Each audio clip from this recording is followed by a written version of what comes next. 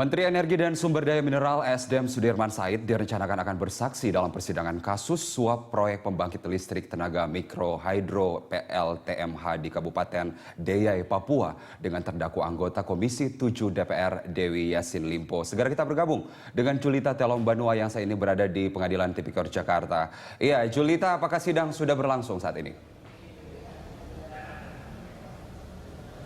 Ya, Karos dan juga pemirsa, saat ini sidang dengan terdakwa Dewi Yassin Limpo sudah selesai, di mana tadi memang benar bahwa Menteri Sudirman Said dipanggil untuk menjadi saksi dan ini dipanggil oleh KPK untuk menjadi saksi dari terdakwa Dewi Yassin Limpo terkait dengan kasus suap proyek pembangunan pembangkit listrik tenaga mikrohidro dan juga tenaga surya di Kabupaten Deiyai, Papua, di mana tadi Sudirman datang pada pukul 10.30 dan kemudian ia ditanyai sejumlah pertanyaan, baik itu dari jaksa, dari majelis hakim dan juga pengacara dari Dewi Yassin Limpo, dan kemudian pada pukul 11.30 sekitar 15 menitan yang lalu Sudirman Said telah meninggalkan gedung pengadilan Tipikor ini.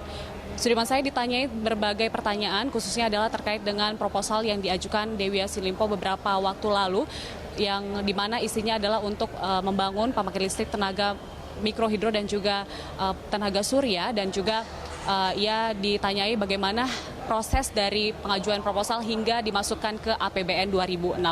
Begitu, Carlos. Iya, Julita, lalu apa saja yang disampaikan oleh Menteri Sudirman Said terkait kasus yang menjerat Dewi Yassin Limpo ini?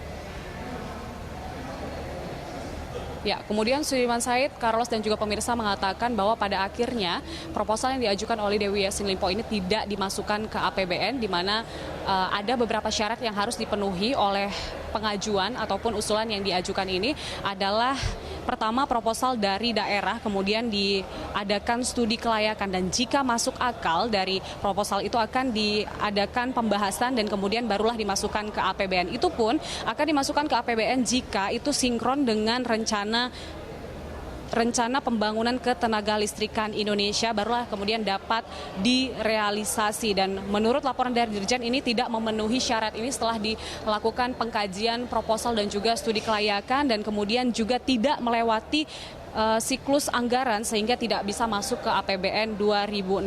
Dan juga Sudirman Said mengatakan bahwa tidak ada komunikasi lebih lanjut tentang proyek ini setelah pengajuan proposal yang diajukan oleh Dewi Yassin Limpo, dan kemudian ia juga menjelaskan bahwa memang ada 12 kabupaten di Papua ataupun daerah timur ini sangat minim kelistrikannya, sehingga ini menjadi pertimbangan juga oleh Kementerian SDM, namun pada akhirnya tidak masuk ke dalam APBN 2016. Dan berikut pernyataan dari Menteri SDM Sudirman Said. Saya ingin menyatakan memang itu tidak sempat dimasukkan dalam anggaran gitu, karena memang belum memenuhi persyaratan, itu saja. Pak, biasanya yang mengajukan itu Pemda, tetapi ini dari anggota DPR, apakah dari... Enggak, sebetulnya kan tidak ada pengajuan dari anggota DPR kan?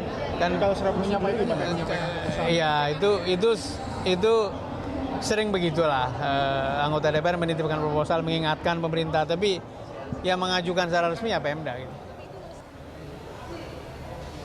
Ya, Karos dan juga pemirsa, kami juga menanyakan apakah wajar jika anggota DPR yang langsung mengajukan proposal, karena biasanya pengajuan proposal ini diajukan oleh kepala daerah, dan ia mengatakan wajar-wajar saja jika memang anggota DPR mau mengajukan karena ini adalah usulan juga dari masyarakat. Demikian, Karos. Ya, Julita, terima kasih atas informasi dari Anda di sana.